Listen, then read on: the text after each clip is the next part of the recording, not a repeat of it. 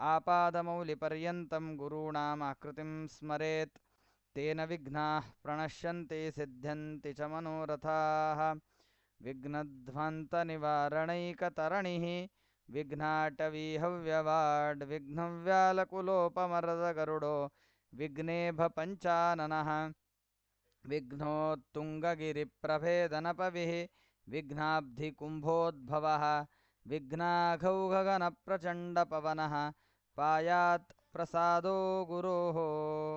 श्रीगुरुभ्यो नमः। हरिः ओम हरिः ओम हरिः ओम। महाभारत तात्पर्य निर्णय के द्वादश अध्याय में हम 10 श्लोकों का अध्ययन कर चुके हैं। अभी 11वें श्लोक से हम प्रवचन आरंभ करेंगे। ये ये हि देवा पृथिवीं गतास्ते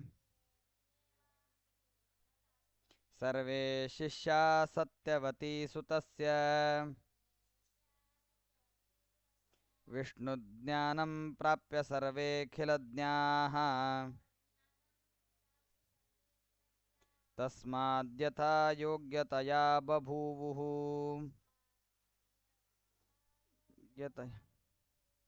ये ये हि देवा पृथिवीं गतास्ते सर्वे शिष्या सत्यवती सुतस्य विष्णोर्ज्ञानं प्राप्य सर्वेऽखिलज्ञा तस्माद्यथा योग्यतया बभूवुः। जो देवता भूमि पर पधारे थे वो सभी लोग सत्यवती सुत के अर्थात वेदव्यास जी के शिष्य होकर वेदव्यास जी से उन्होंने ज्ञान प्राप्त किया है। सभी लोग अपने अपने योग्यता के अनुसार सर्वज्ञ हो गए हैं। किसी ने भी अपने योग्यता से कम अध्ययन नहीं किया है। ढेर सारा अध्ययन इन सभी लोगों ने किया है। इसीलिए ये सभी लोग अपने अपने योग्यता के अनुसार सर्वज्ञ हो गए हैं। इतनी कथाएं बोलकर अभी हरिवंश की कथा बताते हैं मध्वाचार्य जी। देवकी के 6 पुत्र होते हैं। इन 6 पुत्रों को कंस बड़ी बेरहमी से मार देता है। दिल दहलाने वाली घटनाएं वहाँ घटती है। एक नहीं दो नहीं 6 बच्चों का हनन करता अंतक कंस हो जाता है।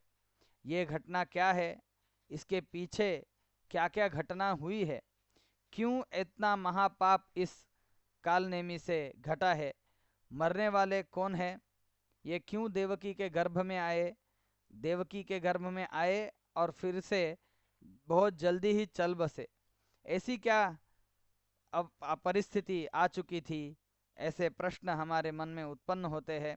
इसीलिए इन सभी प्रश्नों का उत्तर हरिवंश से मध्वाचार्य जी कहते हैं। इधर से हरिवंश की कथाएं संक्षिप्त में बताते हैं। मरीचिजा षण्मुनयो बभूवुः ते देवलं प्राहसन् कार्षहेतोः तच्छापतः कालनेमी प्रसूता अवद्यतार्थं तप एव चक्रुः। मरीचि ऋषि के मरीचिजाः षण्मुनयो बभूवुः, मरीचि के 6 पुत्र हो गए, 6 पुत्र। वो सभी महानुभाव थे, तपस्वी थे। एक बार इनको देवल ऋषि दिख गए। ये सभी लोग एक जगह थे, उधर देवल ऋषि इनको दिखे। देवल ऋषि को देखकर इन सभी लोगों ने इनका मजाक उड़ाया। देवल ऋषि दिखने में बहुत पतले थे, महातपश्चर्या करते थे, कुछ खाते पीते नहीं थे, इसीलिए पेट और पीठ दोनों एक ही हो गए थे, अर्थात एक लकड़ी जैसे वो हो गए थे। हाथ पैर वगैरह सभी बहुत छोटे छोटे हो गए थे। इनको देखकर इस मरीचि के मरीचि के पुत्र जो है इन्होंने अपहास कर दिया। ये देवल ऋषि इतने पतले क्यों हो गए हैं, इतने दुबले क्यों हो गए हैं? क्योंकि इनका विवाह नहीं हुआ है। विवाह न होने के वजह से पत्नी के बारे में सोचते सोचते सोचते इनको खाना पीना तक याद नहीं है। इसीलिए इस चिंता में, टेंशन में मेरा क्या होगा, इतना सोच सोच कर ये दुबले पतले हो गए हैं, ऐसा मजाक इन 6 लोगों ने उड़ाया। देवल ऋषि महानुभाव थे, कोई ढोंगी ऋषि नहीं थे, ढोंगी मुनि नहीं थे, ढोंग करने वाले, झूठे वादे करने वाले अथवा सिर्फ दिखावे के लिए तपश्चर्या का नाटक करने वाले वैसे नहीं थे। आजकल बहुत लोग हम उपवास करते हैं ऐसा दर्शाते हैं, लेकिन एक क्षण भी उपवास नहीं करते रहते हैं, पीछे जाकर एनर्जी ड्रिंक्स वगैरह लेकर खाकर आते रहते हैं। ऐसे ये देवल ऋषि नहीं थे। तथापि इन 6 लोगों ने इनका बहुत सारा मजाक उड़ाया। तारुण्य में थे ये सब लोग, तारुण्य का एक नशा था, इस नशे के वजह से बहुत सारा मजाक उन्होंने उड़ाया। तभी ये देवल ऋषि ने इनको शाप दिया, आप बहुत उन्मत्त हो गए हो, ज्ञान का आपको कुछ परिचय नहीं, ज्ञानी लोगों का आदर नहीं है, तपश्चर्या का आदर नहीं है। हम आए, हमसे बात नहीं की चलेगा, लेकिन हमारी तपश्चर्या का, हमारी निष्ठा का आप इतना सारा मजाक उड़ा रहे हो। बड़ों का सम्मान करना चाहिए, बड़ों के बारे में आदर रखना चाहिए, लेकिन आप तो इससे पूरा विरुद्ध बर्ताव कर रहे हो। अर्थात इसीलिए आप शिक्षा के लिए योग्य हो, इसीलिए मैं आपको शाप देता हूँ। आप असुरों जैसी हरकतें कर रहे हो, इसीलिए आप कालनेमी के पुत्र होकर जन्म पाए। तभी ये मरीचि के 6 पुत्र जो थे वो कालनेमी के पुत्र होकर पैदा हो गए। जब भी एक कालनेमी के पुत्र होकर पैदा हुए तो असुर जाति में इनका जन्म हुआ। असुरों का स्वभाव ही है कि शक्ति पाने के लिए वो तपश्चर्या करते हैं, हम अवध्य हो ऐसी मांगे रखते हैं, सभी लोगों को पीड़ना इनको अच्छा लगता है, इसीलिए अवध्यतार्थम तप एव चक्रुहु।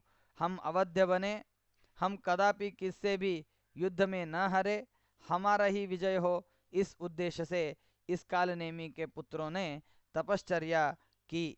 ब्रह्मा जी को उद्देश्य में रखकर इन सभी 6 पुत्रों ने बहुत सारी बड़ी तपश्चर्या की है। ये कौन सा काल है? ये हिरण्यकशिपु जो थे उनके काल में घटी हुई घटनाएं हैं। ये कालनेमी के पुत्र होकर पैदा हुए और उन्होंने तपश्चर्या की। जानेंगे आगे वाला श्लोक। तभी क्या हुआ? धाता प्रादाद्वरमेषां तथैव शशापतान् क्ष्मातले संभवध्वम् तत्र स्वतातो भवतां निहन्ता इत्यात्मान्यतो वरलिप्सून् हिरण्यः धाता प्रादाद्वरमेषां तथैव शशापतान् क्ष्मातले संभवध्वम् तत्र स्वतातो भवतां निहन्तेत्यात्मान्यतो वरलिप्सून् हिरण्यः। मरीचि के पुत्र थे, देवल का अपमान हुआ, देवल ऋषि से शाप हुआ, कालनेमी के पुत्र होकर पैदा हुए। कालनेमी के पुत्र होने के बाद ब्रह्मा जी को अवध्यत्व वर के लिए इन्होंने प्रार्थना की, ब्रह्मा जी प्रसन्न हुए, तपश्चर्या की, ब्रह्मा जी प्रसन्न हुए और अवध्यत्व वर दिया। अवध्यत्व वर लेके आ रहे थे, बहुत खुश थे, हमने वी हैव अचीव्ड समथिंग, ऐसे इस भावना में, विक्ट्री के भावना में आ रहे थे। लेकिन तभी क्या हुआ, इन सभी लोगों ने इन सभी लोगों ने ब्रह्मा जी से वर लेकर अवध्यत्व प्राप्त किया है, ये हिरण्यकशिपु को पता चला। ये घटना जब हिरण्यकशिपु को पता चली, तभी हिरण्यकशिपु ने इन सभी को बुलाया, आओ इधर। हिरण्यकशिपु ने पूछा, आप किसके राज्य में रह रहे हो? ये सब लोग बोले, आपके राज्य में रह रहे हैं। हिरण्यकशिपु बोला, मैं इतना पावरफुल हूँ, मैं इतना बड़ा राजा हूँ, मैं शाप वर देने के लिए समर्थ हूँ। आपको अवध्यत्व वर चाहिए था तो मुझसे मांगना था। उस ब्रह्मा जी को तपश्चर्या क्यों की? ब्रह्मा की तपश्चर्या नहीं करनी चाहिए थी। आपने बहुत बड़ी गलती की है, बिग मिस्टेक। कौन सी बिग मिस्टेक? आपने ब्रह्मा जी को उद्देश्य में कर तपश्चर्या की है, ब्रह्मा जी की तपश्चर्या की है, यही है मिस्टेक। इन लोगों ने हिरण्यकशिपु के साथ वैर रखने का सोचा भी नहीं था। लेकिन हिरण्यकशिपु को गुस्सा क्यों आया? इन्होंने हिरण्यकशिपु की तपश्चर्या न करते हुए ब्रह्मा जी की तपश्चर्या की थी, इसलिए इसे बहुत गुस्सा आया। जिस हिरण्यकशिपु ने ब्रह्मा जी की तपश्चर्या करके ही सारे वर पा लिए थे, सुबह नहीं, रात को नहीं, मनुष्य नहीं, पशु नहीं, अस्त्र नहीं, शस्त्र नहीं, बाहर नहीं, अंदर नहीं, कौन से कारण से भी मेरा मृत्यु न हो, ऐसा अवध्यत्व वर जिस ब्रह्मा जी से इन्हें उन्होंने पा लिया था, जिस ब्रह्मा जी की तपश्चर्या करके ये महाराजा कहलाए गए थे, महाबलिष्ठ हो गए थे, जिस ब्रह्मा जी की तपश्चर्या की वजह से ही ये सभी देवताओं को धमकाते थे, डराते थे, उन ब्रह्मा जी की तपश्चर्या इन 6 लोगों ने की, ये जानकर हिरण्यकशिपु को बहुत संकट हो गया। मैं जिंदा रहते हुए आप ब्रह्मा जी के पास जाते हैं, इसका मतलब क्या है? हिरण्यकशिपु का एक रूल था, जो कोई प्रार्थना करे तो हिरण्यकशिपु को ही प्रार्थना करे। प्रेयर रहेंगे तो हिरण्यकशिपु के ही प्रेयर रहेंगे। अगर पूजा होनी है तो हिरण्यकशिपु की मूर्ति की ही पूजा हो। कोई भी अलग पूजा किए तो इसको बहुत गुस्सा आता था। इसीलिए प्रहलाद जब भी विष्णु भक्ति करते थे, विष्णु का स्तोत्र करते थे, गुणगान करते थे, विष्णु पूजा करते थे, तभी इस हिरण्यकशिपु को बहुत गुस्सा आता था, क्योंकि प्रहलाद अपनी पूजा न करते हुए विष्णु की पूजा कर रहा है। अभी भी फिलहाल ऐसा ही हो गया है। आपने ब्रह्मा जी की तपश्चर्या की, मेरी तपश्चर्या नहीं की, इसीलिए इस गलती की वजह से मैं आप सभी लोगों को शाप देता हूं कि आप अपने आप भूतल पर फिर से जन्म लो, उधर आप आपके पिता ही आपका मृत्यु बने। ये सभी काल नेमी के पुत्र थे। हिरण्यकशिपु ने शाप दिया, आप फिर से भूतल पर जन्म लो और उधर अपना आपका पिता ही आपका मृत्यु बने। ये बहुत दुविधाएं हो जाती हैं। इधर ब्रह्मा जी ने वर दिया है, आप अवध्य हो। इधर हिरण्यकशिपु तपस्वी होने के बाद शाप दे रहा है, आप फिर से भूतल पर जन्म लो और उधर अपना आपका पिता ही आपका मृत्यु बन जाए। ये दोनों भी अभी मिलाना है। हिरण्य कशिपु का शाप भी मिलाना है, इधर ब्रह्मा जी का अवध्यत्व वर जो है वो भी, उसका भी नाश नहीं करना है। इसीलिए भगवान ने क्या किया, जानेंगे श्लोक नंबर 14 में। दुर्गा तदातान भगवत प्रचोदिता प्रस्वापयित्वा प्रचकर्ष कायात् क्रमात् समावेशयदाशु देवकी गर्भाशयेतान् न्यहनच्च कंसः दुर्गा तदातान् भगवत् प्रचोदिता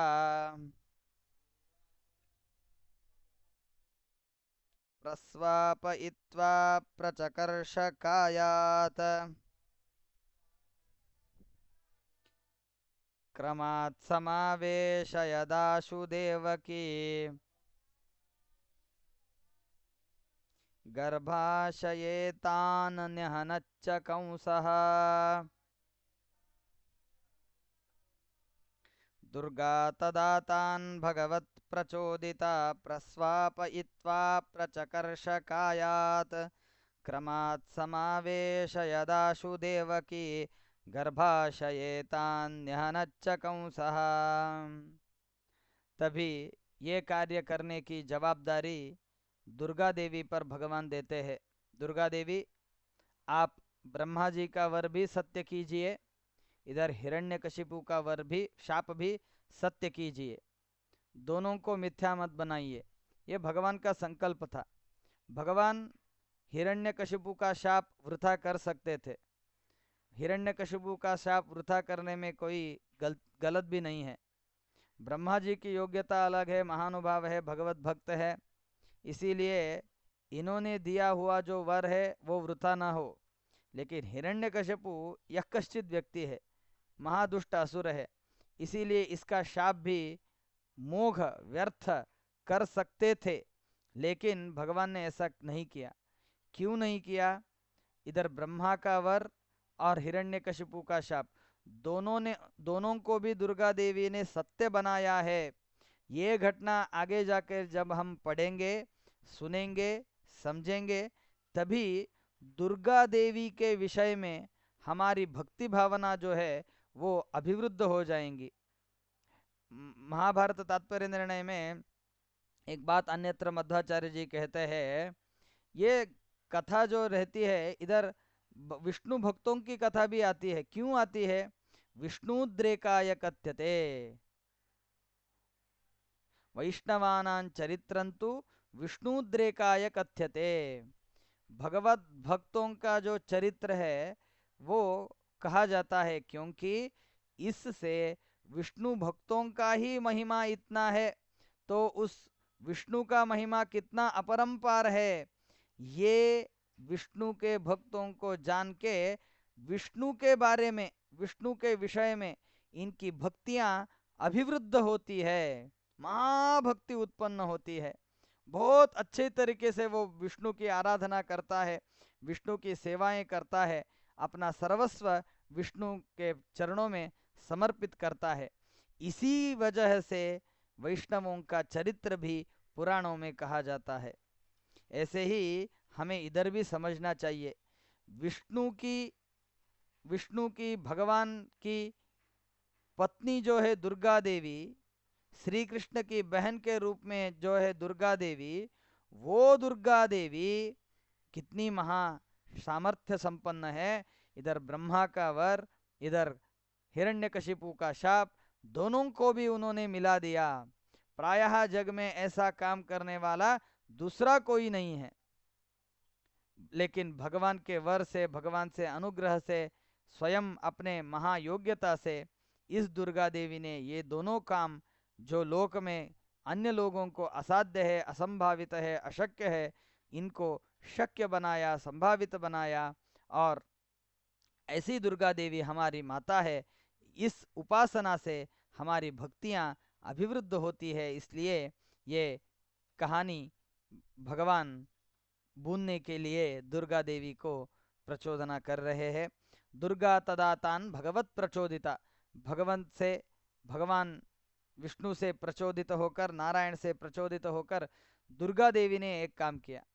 ये जो कालनेमी के पुत्र थे, इन कालनेमी के पुत्र को एक एक करके सुलाया।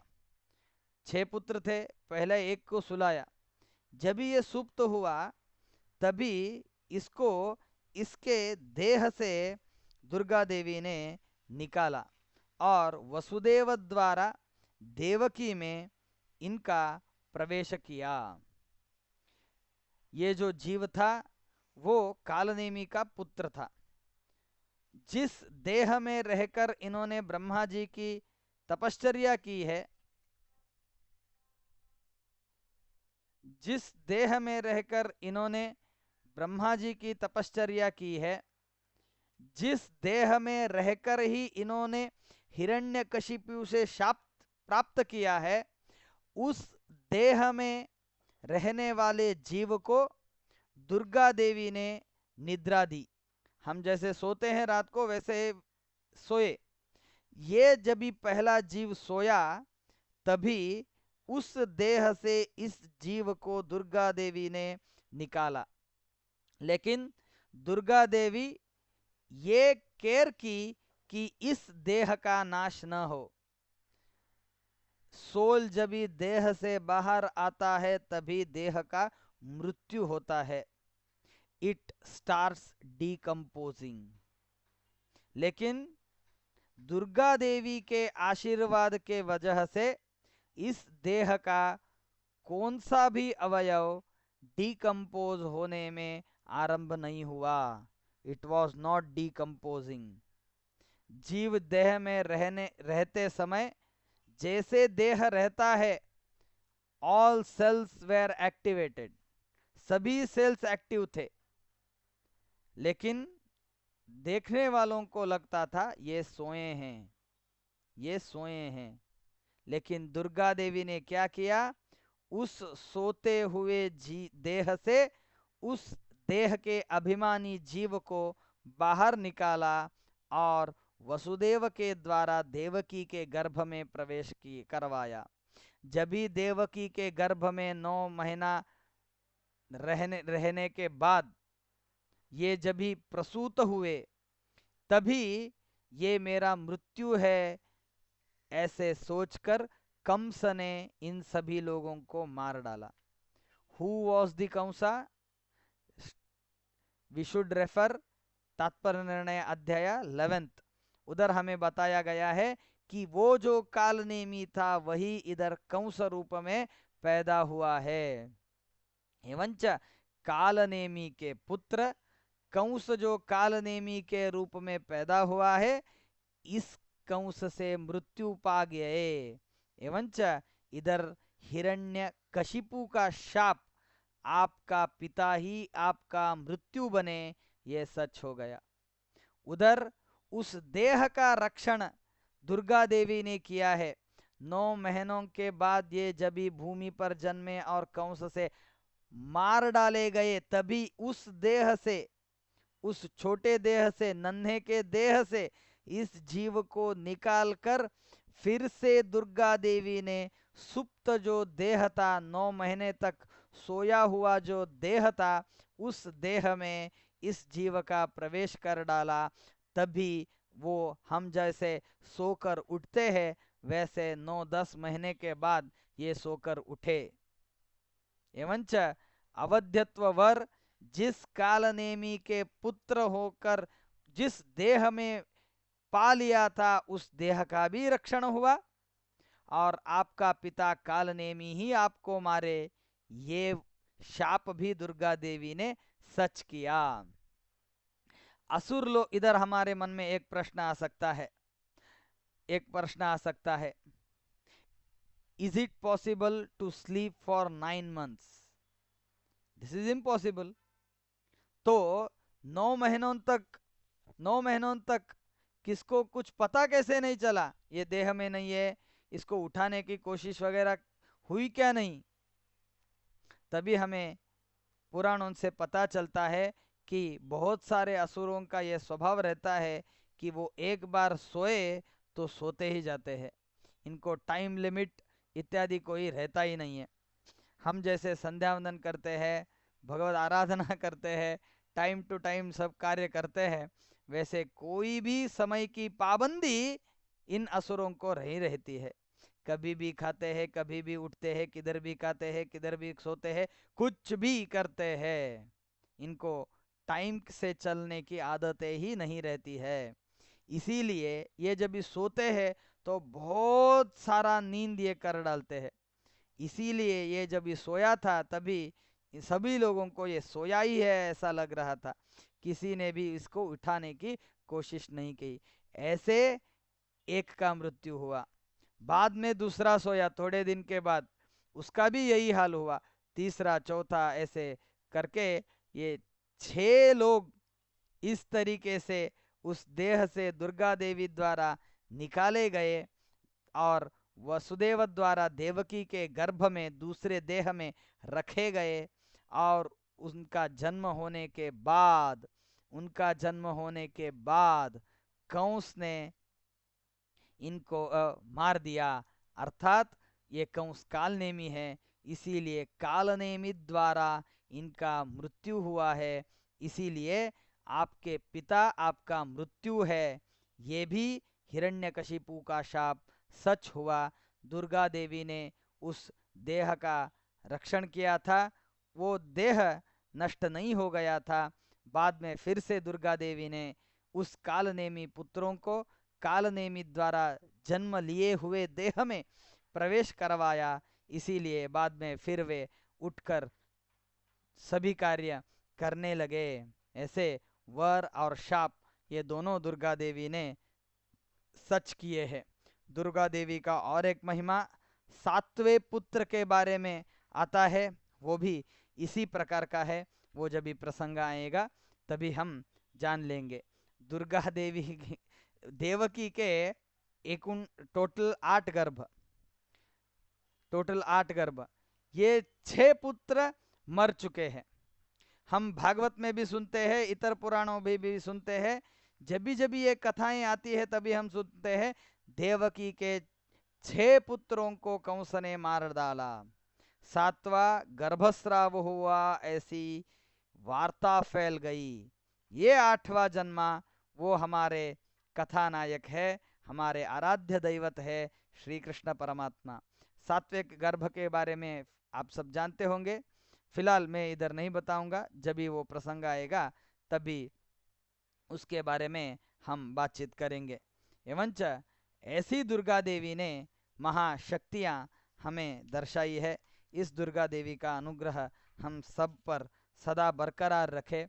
दुर्गा देवी जो है वो तमोगुण को अभिमानिनी है। भगवान को हम प्रार्थना करेंगे, दुर्गा देवी को हम प्रार्थना करना चाहिए कि ये तमोगुण का कार्य जो है वो हमसे न करवाएं।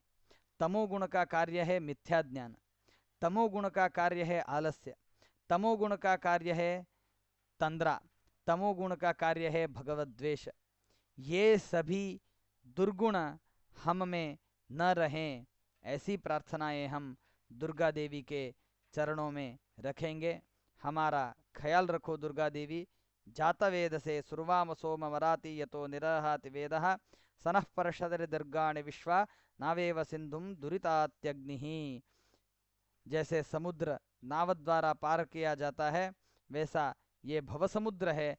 दुर्गा देवी आप ही हमें बोट, नौका, नाव, शिप जैसी हो, इसीलिए आपका आश्रय लेकर हम इस भव सिंधु से पार होना चाहते हैं।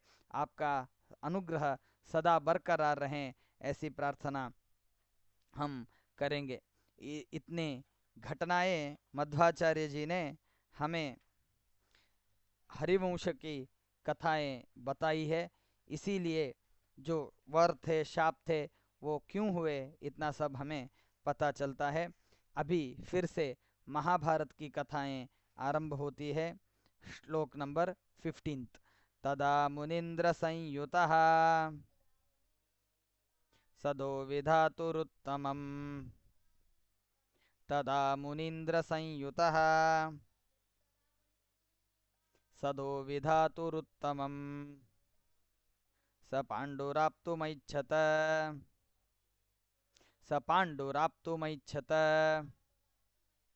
न्यवारयंश्च ते तदा मुनीन्द्र संयुतः सदो विधातुरुत्तमम्। स पाण्डुराप्तुमैच्छत न्यवारयंश्च ते तदा। ये श्लोक जानने से पहले एक पीछे के श्लोक में हम थोड़ा क्लैरिफिकेशन कर लेंगे। हमारे मन में इतने सारी घटनाएं सुनने के बाद भी कभी कभी शंकाएं आती है कि उस देह का रक्षण कैसे हुआ। मैंने पीछे ही बताया है, दुर्गा देवी ने अपने अद्भुत सामर्थ्य से इस देह का रक्षण किया है, लेकिन हमारे मन में यह फिलहाल बैठता ही नहीं है। कैसे हुआ, कैसे हुआ, कैसे हुआ, ये प्रश्न रहता है। जब हम इतिहास में झांक के देखते हैं तो बहुत सारे सिविलाइजेशन में, not only in Hindu culture, not only in Hindu civilization, but in other civilization, उनमें देह का रक्षण करने की नाना रीतियां थी। मृतदेह की रक्षण करने की नाना रीतियां, नाना तरह की रीतियां नाना सिविलाइजेशन में थी। ममीज वगैरह हम सुनते हैं इजिप्ट में, उधर हम सुनते हैं ये देह की रक्षण करने की नीतियां नानाविध थी। I am not at all referring now Mahabharat. Mahabharat में तो हमें बताया जाता है, सत्यभामा के पिता के संदर्भ में भी हम आगे जानेंगे, लेकिन महाभारत का रेफर नहीं कर रहा हूं मैं। कुछ दिन पहले, कुछ शतकों पहले, ये डेड बॉडीज का रक्षण करना नाना रीति से किया जाता था।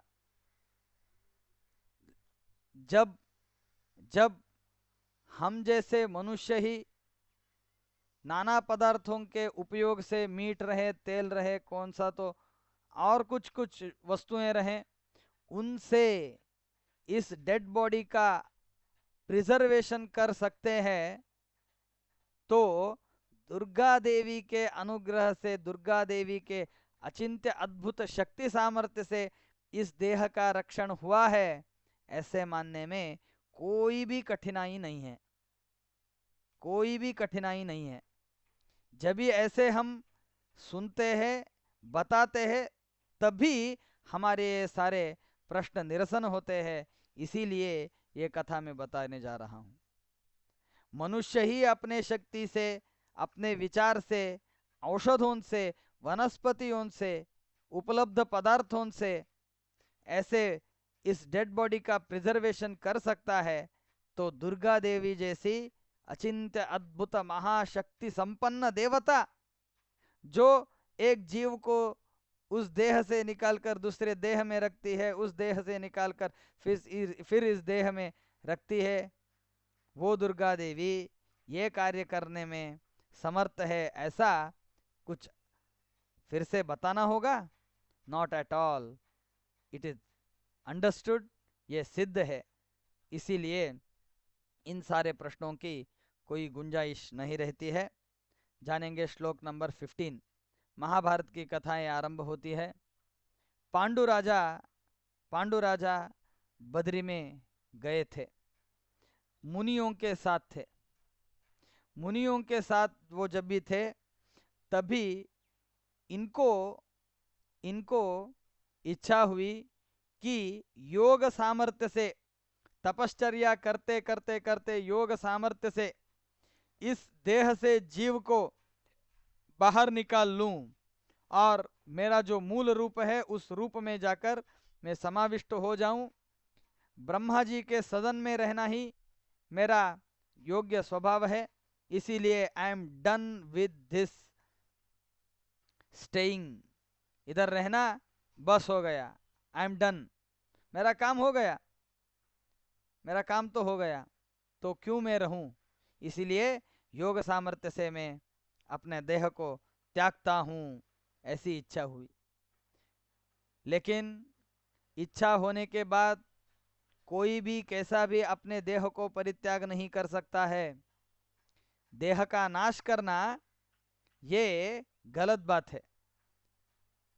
जो देह हमें भगवान के अनुग्रह से मिला है, जिस देह से हम भगवान को खोज सकते हैं, पा सकते हैं, भगवान को जान सकते हैं, जिस देह को छोड़कर अन्य देहों में साधनाएं नहीं की जा सकती है, उस देह को त्यागना, छोड़ना ये गलत बात है।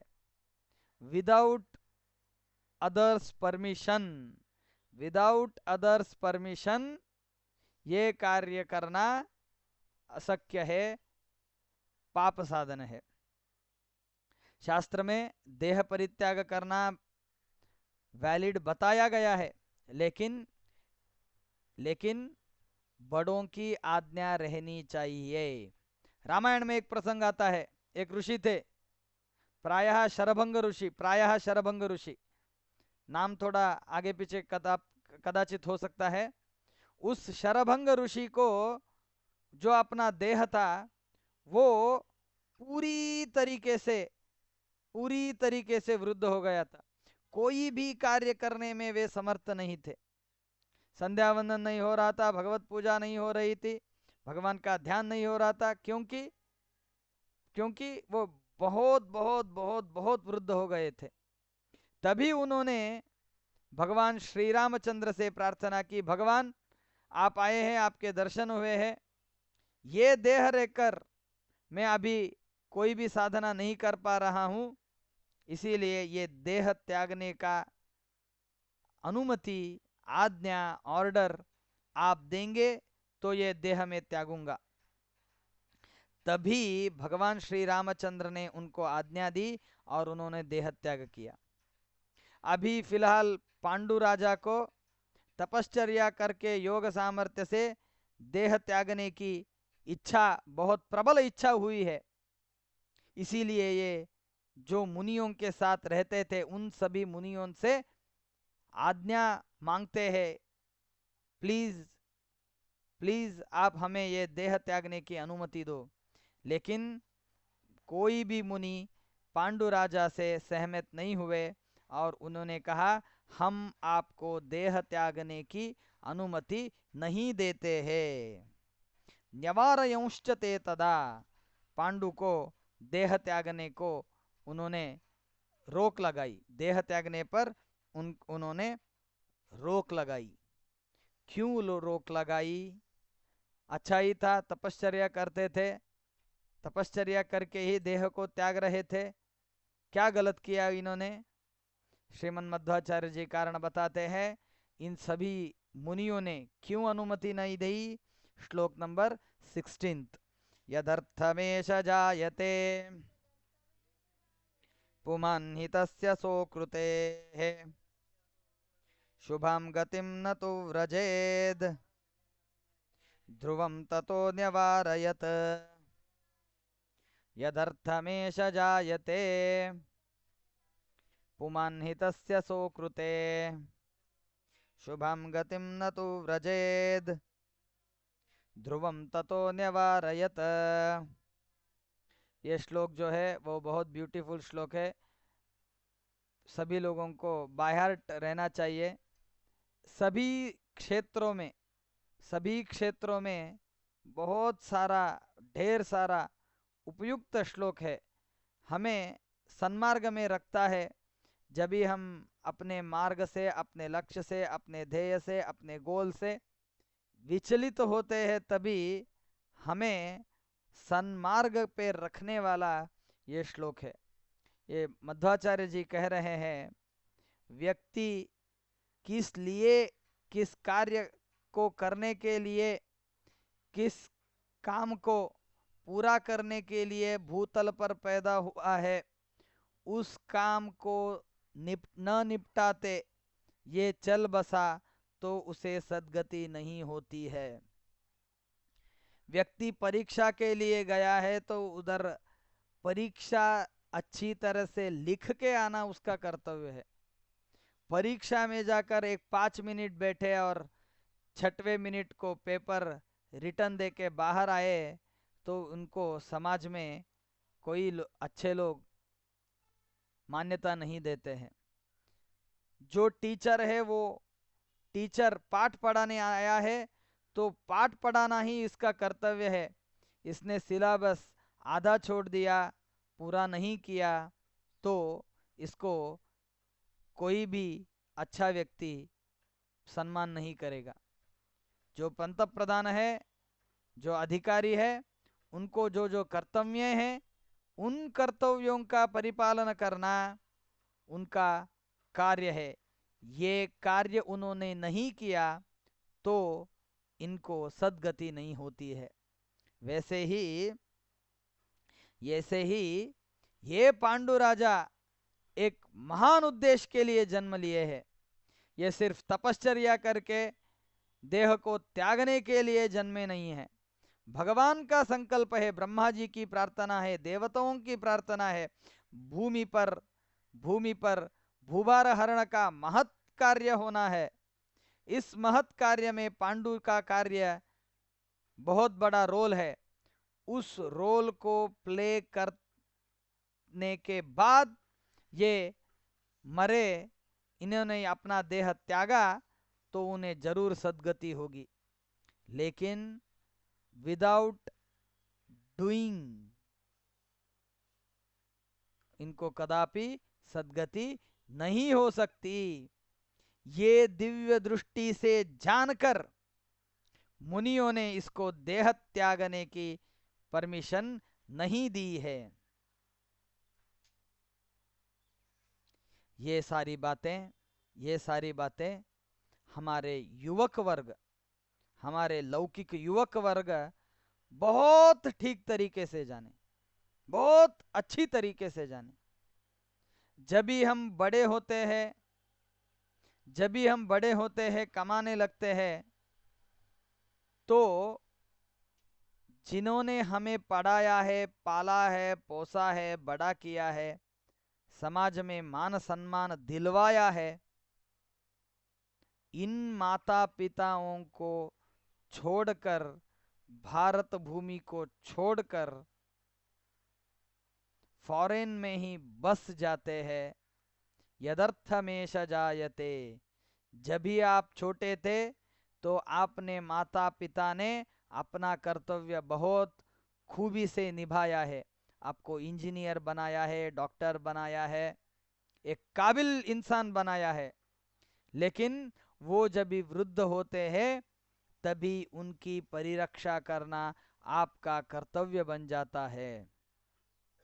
उस कर्तव्य को न निभाते, वो जिंदा है या मर गए, इतनी भी जानकारी न रखते हुए फॉरेन में ही अपने बच्चों के साथ, पत्नी के साथ वास्तव्य करना, यह बहुत गलत बात है। ये अनीति है, ये दुर्नीति है, ये दुर्विचार है, ये दुष्ट विचार है, ये कदापि मान्य नहीं हो सकता। मैं इसीलिए बता रहा हूं, इन एवरी फील्ड ये श्लोक हमें उपयोगी है।